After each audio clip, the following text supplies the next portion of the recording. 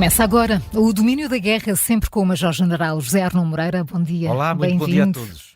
Já sabe que, para além da rádio, também nos pode acompanhar em direto no YouTube, Facebook ou através do site do Observador.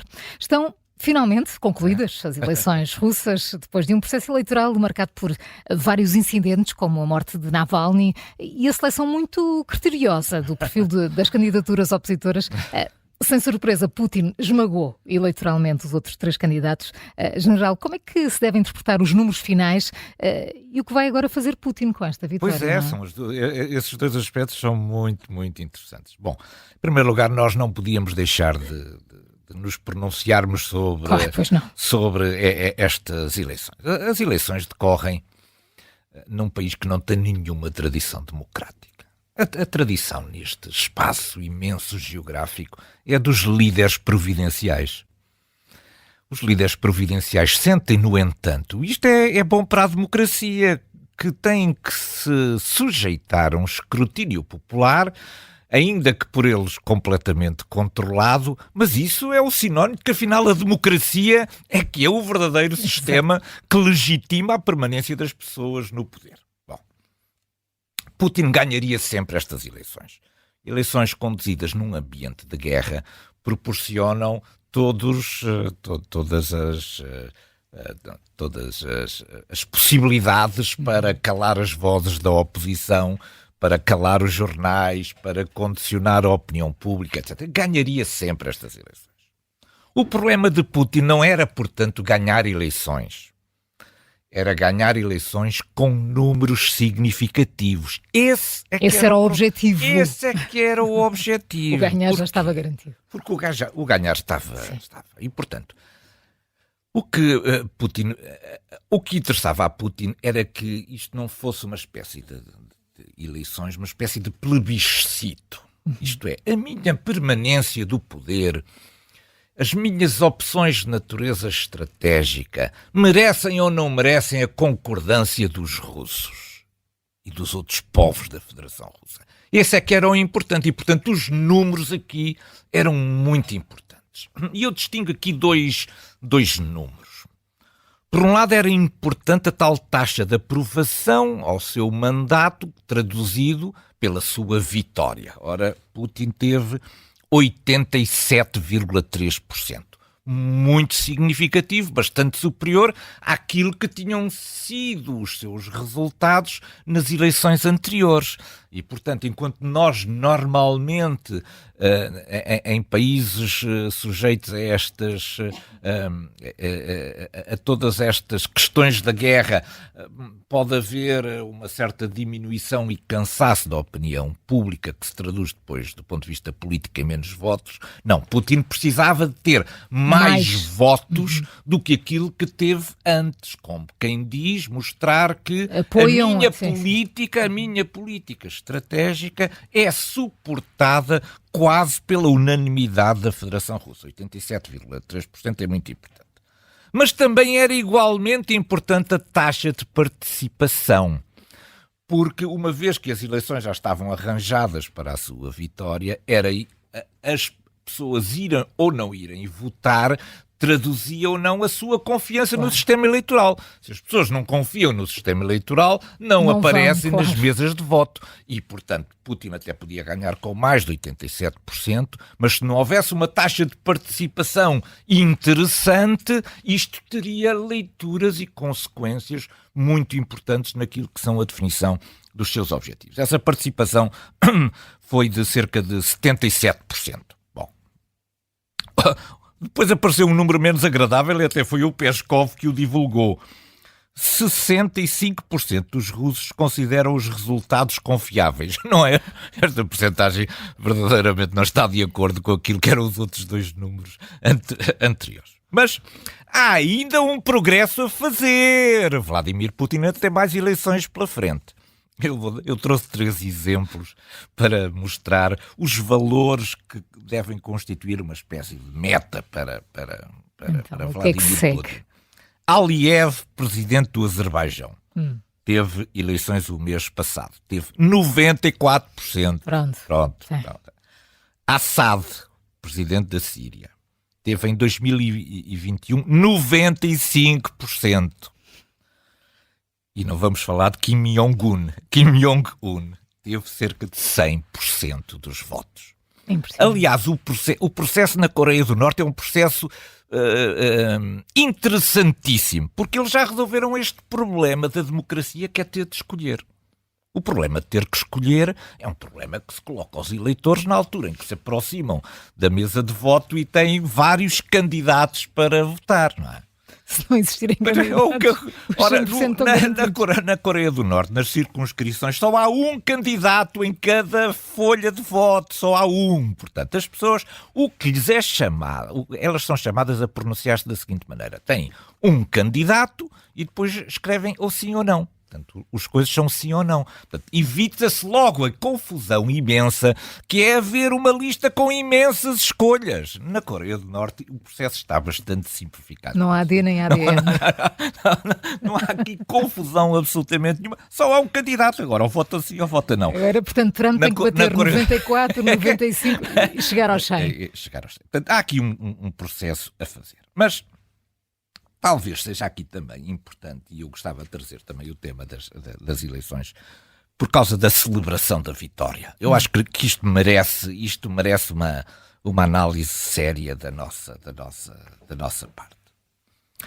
Eu confesso que não percebi porque é que as eleições eram exatamente nesta altura. Só o percebi depois, quando a celebração da vitória ocorreu com a celebração dos 10 anos da anexação da Crimeia. Isto é... Exatamente, 2014. Ninguém, julgo que não tínhamos visto isto bem ainda. Estas eleições foram escolhidas para esta data, para a celebração da vitória coincidir com a celebração da anexação da Crimeia, que é um tema muitíssimo popular na Federação Russa. Isto é, à boleia das celebrações naturais dos 10 anos da anexação da Crimeia, Putin trouxe a festa da vitória para garantir uma enorme adesão e entusiasmo. Isto é de mestre. Eu não tinha visto, eu não tinha ainda percebido porque é que as eleições eram nesta data. É isto, não tinha a ver com a data das eleições, tinha a ver com a anexação da Crimeia e as manifestações populares de adesão a essa facto, fazer coincidir as duas é trazer aquilo que era o sentimento da anexação da Crimeia para dentro do processo eleitoral. E depois permitiu a humilhação dos outros candidatos, porque os outros candidatos certamente não estariam presentes na festa da vitória de Putin, mas como a festa era da anexação da Crimeia, foram obrigados a estar perfilados ali e estarem presentes ali, a bater palmas a Putin. E, portanto, isto é tudo tão bem estudado, isto é uma mestria, é tudo tão planeado ao detalhe, tudo tão bem planeado ao detalhe, que deve merecer bastante a nossa reflexão. E depois, digamos, a resposta à outra pergunta: o que fazer com estes números? Vai haver uma fatura a pagar. Isto é, os russos podem ter votado em Putin, agora Putin vai exigir mais coisas dos russos, porque vai certamente cavalgar estes números, porque estes números, como eu disse, do ponto de vista de um plebiscito, reforçam a sua posição e as suas opções de natureza estratégica. E, portanto, tudo aquilo que eram as más notícias, e as más notícias podem ser uma nova mobilização forçada, foram deixadas para depois das eleições, e Putin, quando agora se houver movimentações a tentar fugir desta mobilização, não, isto faz parte dos meus resultados eleitorais. Deram completamente a vossa confiança e agora vão ser chamados, vão ser mobilizados e vão para as frentes de combate. Vamos agora até aos Estados Unidos. Depois de frases polémicas, Donald Trump veio esta semana produzir declarações mais conciliatórias relativamente ao futuro da NATO. General Arnaud Moreira, o que é que aconteceu? O que é que explica esta suavização? Eu julgo que isto tem duas explicações, pelo menos na minha interpretação. A primeira tem a ver com o facto de termos saltado de um comício que gera certamente entusiasmos próprios, momentâneos e onde os filtros estão muito diluídos para uma entrevista.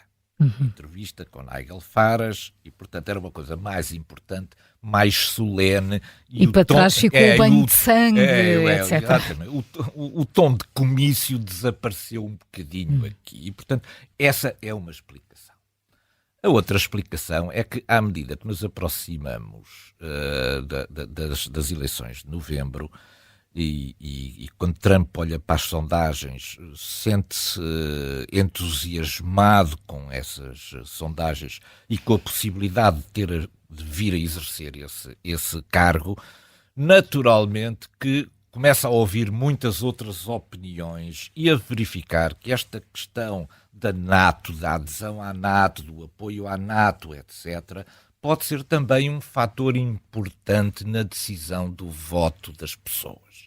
E, portanto, também quererá acautelar nesta fase um excessivo sentimento antinato, porque isso lhe pode causar estragos na condução da sua campanha eleitoral. Não é porque ele morra extraordinariamente de amores pela NATO. No entanto, sejamos justos, ele, no seu mandato presidencial anterior, não deu cabo da NATO. A NATO continuou a existir, nem mudaram os termos das intervenções e dos apoios, nomeadamente do artigo 5º.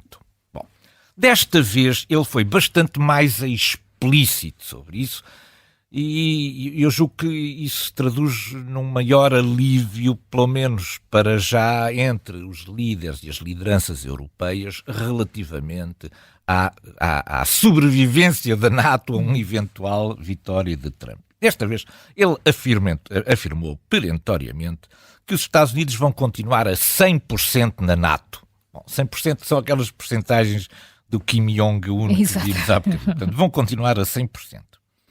Mas há sempre um mas na linguagem de Trump e o mas continua lá. Desta vez, as palavras utilizadas foram: a Europa tem que fazer um fair play, isto é, tem que jogar limpo nesta questão da NATO. Não podem ser os Estados Unidos a pagar as quotas que têm que ser pagas pelos europeus. Os Estados Unidos não se importam de pagar a sua quota, mas fazem favor de jogar limpo. E eu, aliás, também brincava já tínhamos falado sobre isto. Eu, aliás, também brincava um bocadinho com esta coisa das palavras, porque não era apenas fair play. O que ele queria dizer é fair pay. Portanto, paguem justamente e não apenas jogo limpo. Mas provavelmente Trump quererá um bocadinho mais do que simplesmente distribuir de forma mais justa e equitativa o orçamento. Ele diz que sem os Estados Unidos a NATO não existia. Isto é profundamente verdade. E que a Europa tem de tratar os Estados Unidos de forma justa. E isto pode não ser feito exclusivamente, como nós estamos agora, digamos, a procurar aliviar esta pressão, com o pagar os 2%. É que os 2% não serve para... não resolve a questão dos equipamentos.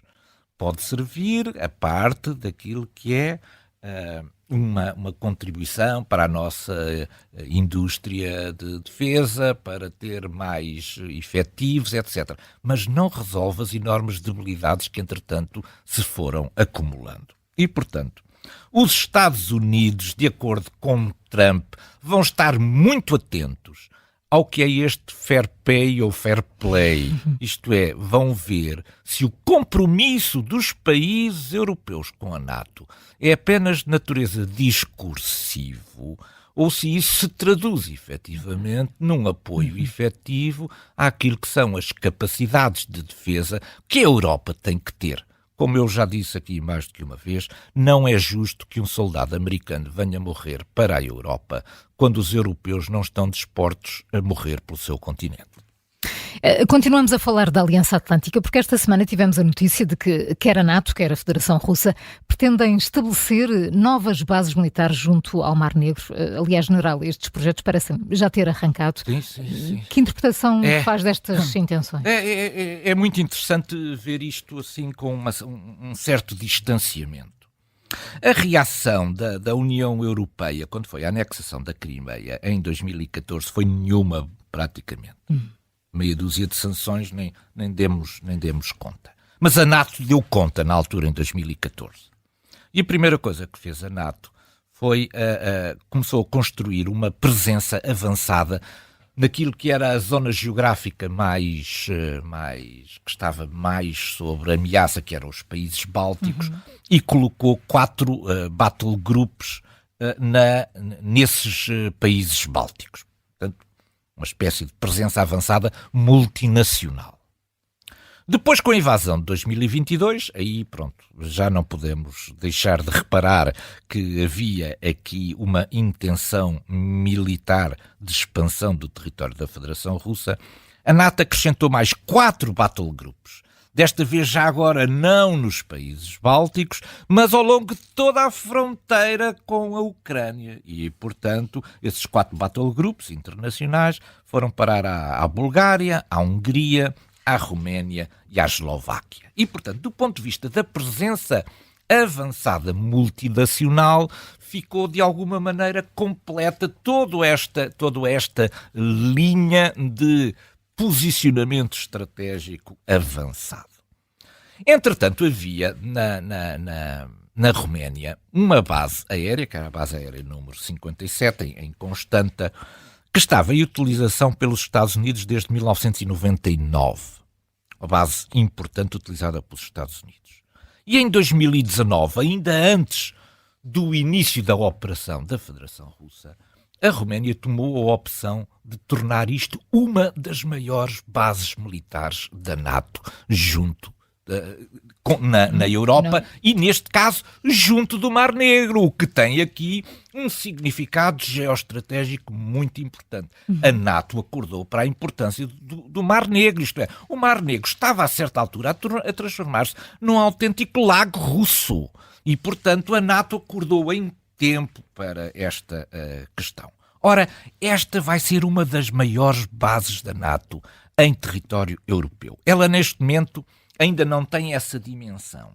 Ela é cerca de 1/5 daquela grande base aérea de Ramstein dos Estados Unidos, mas ela está destinada a acolher 10 mil militares e as respectivas famílias e, portanto, vir a tornar-se efetivamente numa das grandes bases avançadas da NATO. Repare-se como nós estávamos em Ramstein, muito longe dos problemas que se passam nas nossas fronteiras de leste, e agora vamos fazer uma das grandes bases militares exatamente junto ao Mar Negro. Entretanto, a Federação Russa foi perdendo força com a tal sua presença naquilo que ela gostava de ter, que era transformar o Mar Negro num enorme mar russo. Ora, ela não apenas teve que sair de Sebastopol, foi para Novorossiysk, ainda aí foi atacada e ela está a procurar afastar para proteger a sua frota do Mar Negro ainda mais para sul. Ela vai recuar provavelmente 500 quilómetros. E vai para onde? Para a Abcásia, para aquele território que declarou a sua independência à Geórgia, que é reconhecido por muito poucos países do mundo, e está a transformar isso numa das suas grandes bases situar-me navais. para tentar perceber onde fica. E, portanto, nós vamos ter de um lado do Mar Negro uma das grandes bases da NATO, do lado da Roménia, e exatamente do outro lado do Mar Negro vai estar a ser criado a grande base naval da Federação Russa. Portanto, para vermos como a disputa geoestratégica sobre o Mar Negro está num crescendo tremendo, e isto mostra a importância que os dois grandes atores estão a conceder a esta zona.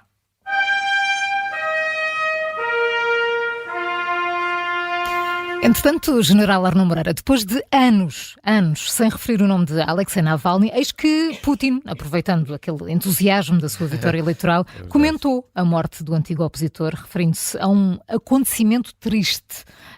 O que é que esconde? O que é que sugere esta cortina de fumo? Isto é um bocadinho penoso, É penoso porquê? Porque era natural que Putin desvalorizasse Navalny enquanto ele era um opositor vivo que lhe podia vir a fazer frente, certamente, em eleições de natureza presidencial. Quando Navalny morreu, também se esperava que houvesse algumas palavras de Putin sobre esse acontecimento. Nada. E então, o momento adequado para falar pela primeira vez de Navalny... É no momento de celebração. É no momento de celebração da sua vitória eleitoral. Isto é profundamente triste daquilo que são os valores humanos que devemos ter aqui. O momento da celebração da sua vitória, quando traz o nome Navalny para a cena pela primeira vez depois destes anos, tem uma intenção, que é humilhar o legado de Navalny. Como quem diz, estás a ver, Navalny, como o povo russo afinal está comigo e não está contigo.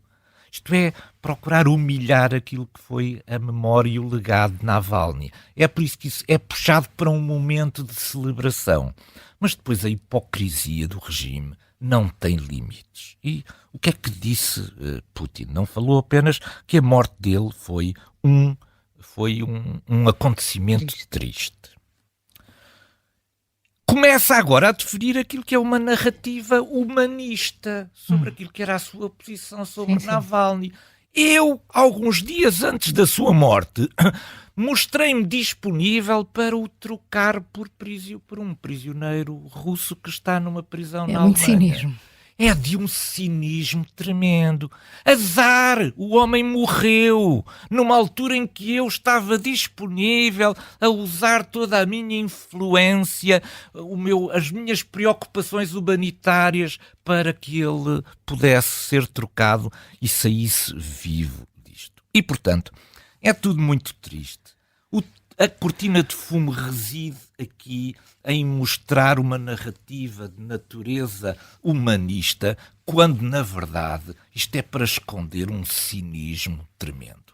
E, entretanto, como Peskov também já disse que a viúva de Navalny só não veio à Rússia ver o seu marido porque não quis, porque preferiu estar no estrangeiro, nós nos recordaremos do que aconteceu a Navalny quando ele ganhou coragem e decidiu voltar à Rússia. Portanto, tudo isto é um jogo de cinismo tremendo e uma cortina de fumo bastante triste.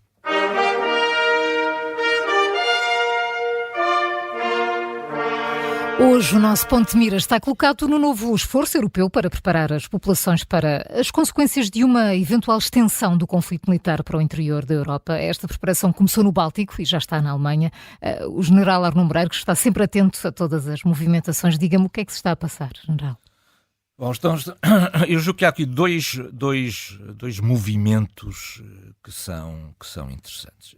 Em primeiro lugar, é o percurso que fez esta ideia de que nós não podemos encarar o expansionismo da Federação Russa como apenas um fenómeno de natureza conjuntural e que a Federação Russa irá ficar satisfeita com meia dúzia de territórios da Ucrânia. Não ficou satisfeita na Geórgia, não ficou satisfeita com os territórios do Donbass, nem com a anexação da Crimeia. Todas estas bases serviram apenas de início para uma recuperação, para uma expansão posterior. E, portanto, aqueles que nos procuram iludir com esta ideia de que a Rússia já está satisfeita com os territórios que tem, é confundir o estrutural com o conjuntural. Ora, esta ideia começou por ser alertada, injetada na opinião pública pelos militares. Lembremos-nos que o Comitê Militar da NATO respondeu positivamente àquilo que foi um alerta que veio do chefe de Estado-Maior-General das Forças Armadas da Suécia, que foi o primeiro a levantar este problema de a guerra pode chegar aqui. Depois daquilo que foram os militares, vieram os políticos e agora chegou a vez da proteção civil. Portanto, neste momento, a Alemanha vai introduzir nas escolas, exercícios de proteção civil para garantir que as pessoas sabem o que fazer no caso de existir um ataque da Federação Russa aos respectivos países. General Arno Moreira, passa sempre a correr. O domínio da guerra chegou ao fim. Foi um enorme prazer. Até um bom para fim de semana para todos. Bom fim de semana.